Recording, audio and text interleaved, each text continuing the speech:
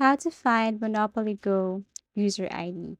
So this is a very easy tutorial, but first you have to make sure that you have updated your Monopoly Go application. And then once done, all you have to do is to click open.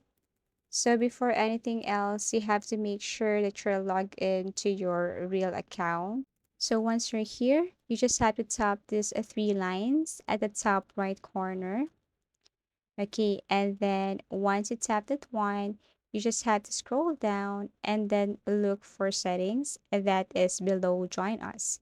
Tap settings. And then under settings, we have different options here like customer service. We have also here privacy policy, terms of service, legal, and account deletion. And then the question is how to find Monopoly Go user ID. That is very easy.